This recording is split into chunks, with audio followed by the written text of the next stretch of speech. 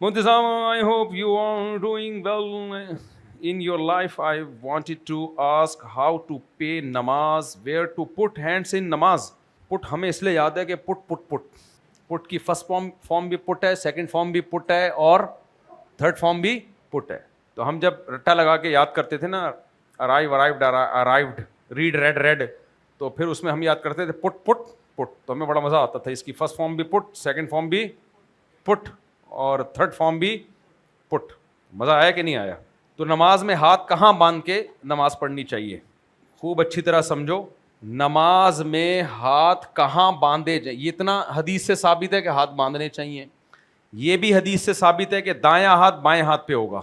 बाकी कहाँ रखे जाएंगे, यहाँ रखे जाएंगे, यहाँ रखे जाएंगे, यहाँ रखे जाएंगे, किसी मरफू हदीस में इसका सराहतन जिक्र नहीं है. किसी मरफू सही हदीस, मरफू कहते हैं नबी का कौल या नबी का अमल, कोई सही हदीस इस बारे में नहीं है. ना नाफ पर हाथ रखने की सही हदीस है, ना सीने पे. ये जो इब्न खुज़ैमा की हमारे अहले हदीस भाई कहते हैं ना सही हदीस है सीने पे, ये सही हदीस नहीं है ये. तो इसमें किसी के पास भी सही हदीस नबी से मौजूद नहीं है. इसलिए फुक़हाए किराम ने अपने अपने ज़माने में आसार देख के, अमल देख के फतवा दिया है. इमाम अबू हनीफ़ा ने कूफ़ा के अमल को फॉलो किया है, क्योंकि कूफ़ा खिलाफत का मरकज़ था. हज़रत अली अब्दुल्ला बिन मसूद के शागिर्द कहाँ मूव कर गए थे? कूफ़ा में. तो वहाँ उन्होंने हज़रत अली और अब्दुल्ला बिन मसूद के शागिर्दों को जैसे हाथ रखते हुए देखा, वैसे ही उन्होंने फतवा दे दिया और वही तवातुर अब तक चला हुआ आ रहा है. भाई नाफ पर रखे जाएं और दायां हाथ बाएं हाथ. इमाम शाफी रहिमहुल्लाह ताला ने अपने लोगों के अमल को देखा तो उन्होंने दायां हाथ बाएं हाथ पे, लेकिन सीने पे हाथ रखने का फतवा किसी इमाम, किसी फ़कीह ने नहीं दिया चारों इमामों में से. हमारे जो अहले हदीस भाई रखते हैं ना सीने पे हाथ, मैं कोई तंज नहीं कर रहा, वो हदीस की इत्तिबा में ही करते हैं, लेकिन दलील के लिहाज से ये कौल इंतहाई कमज़ोर है, क्योंकि नबी से तो इस बारे में सरी हदीस साबित नहीं है. तो जाहिर है फिर मुज्तहिदीन के फतवे को फॉलो किया जाएगा ना, जिन्होंने उस ज़माने के लोगों को देख के एक राय कायम की है. तो चारों इमामों में से किसी का भी मज़हब नहीं है कि हाथ सीने पे रखे जाएं, यहाँ रखे जाएं. आप सऊदी अरब में भी देख लें, इमाम हरम भी यहाँ हाथ नहीं रखते, अइम्मा हरमैन भी, वो भी नाफ से थोड़ा सा ऊपर रखते हैं या बिल्कुल नाफ के ऊपर रखते हैं. तो इसलिए हमारे अहले हदीस भाई के कुछ मसाइल ऐसे हैं जो बताते तो बड़े कॉन्फिडेंस के साथ हैं वो, लेकिन अंदर उसके होता कुछ भी नहीं है. मकसद तंज करना नहीं है, उनकी नीयत बहरहाल अल्लाह रसूल की रज़ा ही है. लेकिन मैं बार बार कहता हूँ भाई नीयत हमारी भी अल्लाह रसूल की रज़ा की है, लेकिन जो फ़ुक़हा ने दीन को समझा है कुरान और सुन्नत की रोशनी में, वो ज़्यादा अच्छा समझा है. तो अहले हदीस को उनकी नीयत पे इंशाअल्लाह सवाब मिल जाएगा, ठीक है ना. इसमें हमें अल्लाह से उम्मीद है. लेकिन जो सच्ची मुच्ची का जो ओरिजिनल दीन है वो अइम्मा अरबा, तभी अल्लाह ने इन फ़ुक़हा को जो मकाम दिया है फ़िक़ा में वो किसी और को नहीं दिया. उसकी बेस यही है कि इनका फ़िक़ा मजबूत बुनियादों पे खड़ा हुआ है. अब कल किसी ने मुझे हदीस भेजी कि अबू दाऊद की हदीस है, नबी सल्लल्लाहु अलैहि वसल्लम तशहुद में उंगली को हरकत दे रहे थे. तो मैंने कहा, वो कहते हैं फिर वो उंगली हिलाते रहो, यूं यूं करते रहो बैठ के. तो करते हैं वो भी तंज में इसलिए नहीं करता, वो नबी की इत्तिबा में ही करते हैं अहले हदीस लोग. लेकिन ये किसी भी हदीस में सराहत नहीं है कि मुस्तकिल उंगली को हरकत दी जाए.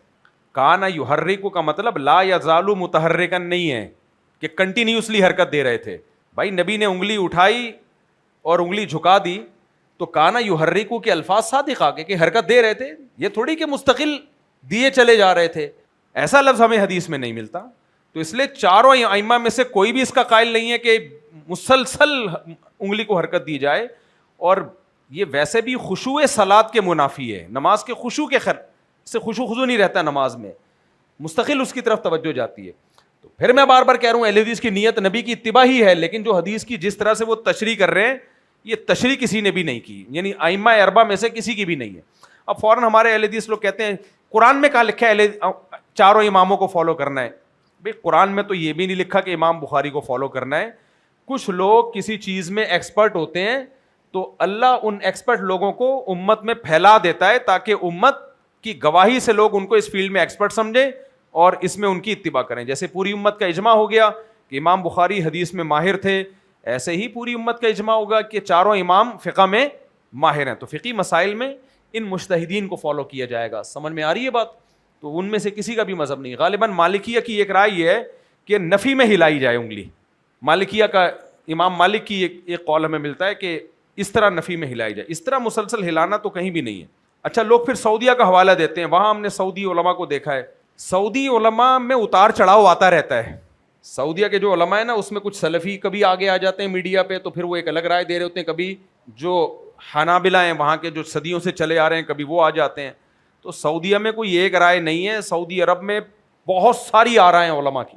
اب سعودی عرب میں جو شیخ بن باز ہے نا, شیخ بن باز, ان کا 3 طلاق پہ فتویٰ اتنا عجیب و غریب ہے کہ وہ اہل حدیث کا بھی نہیں ہے, ابن تیمیہ کا بھی نہیں ہے, صحیح ہے نا. وہ کہتے ہیں کہ اکٹھی 3 طلاقیں اگر آپ نے یوں دی, تمہیں طلاق ہے اور تمہیں طلاق ہے اور تمہیں طلاق ہے, تینوں واقع ہو جائیں گی. اور یوں کہہ دیا تمہیں 3 طلاقیں تو ایک واقع ہوگی. اب یہ تو کسی کا بھی نہیں ہے یہ فتویٰ. تو سعودی عرب کوئی ہمارے لیے معیار نہیں ہے کہ سعودی علماء جو کہہ رہے ہیں. ہاں سعودی عرب میں اہل یعنی بن باز بھی ویسے اہل حق علماء میں تھے, لیکن یہ طلاق و طلاق کے مسائل میں ان کی رائے بالکل امت سے ہٹ کر تھی. اور یہ میں نہیں کہہ رہا, وہیں کے علماء نے ان کی بہت سخت گرفت کی ہے اس پہ. بلکہ شیخ بن باز کے بارے میں تو یہ کہ جب انہوں نے 3 طلاق کے ایک ہونے کا فتویٰ دیا نا, ان کے استاذوں نے بھی مخالفت کی, وہ فتوے بھی میں نے پڑھے ہیں. ان کے عرب علماء نے مخالفت کی کہ ان سے اس مسئلے میں فتویٰ لینا ہی جائز نہیں ہے بن باز سے. اور بادشاہ نے بھی ان کو روکا تھا, جو ملک عبد العزیز تھے, انہوں نے پابندی لگائی کہ آپ پہ کوئی یہ فتویٰ دینے کی اجازت نہیں ہے. لیکن بہرحال ایک مقام تھا ان کا, وہ نہیں مانے اور وہ چل پڑا پھر وہ فتویٰ. تو اب جو سعودی عرب کے نئے علماء آئے ہیں عمومی طور پر وہ 3 طلاق کو 3 ہی مانتے ہیں. ابھی کل بھی ایک فتویٰ شائع ہوا ہے سعودی عرب سے, لیکن ہمیں اس سے کیا کہ سعودی علماء کہتے کیا ہیں, ہم نے دیکھنا ہے قرآن و سنت کو, اور اس کی تشریح میں اگر اختلاف ہوگا تو بھائی یہ ائمہ مجتہدین کی رائے کو پھر فالو کرنا ہے. اگر تشریح میں اختلاف ہوگا اس میں ہماری نظر میں پاکستانی عالم ہو یا سعودی عالم ہو, اس سے ہماری صحت پہ کوئی فرق نہیں پڑتا.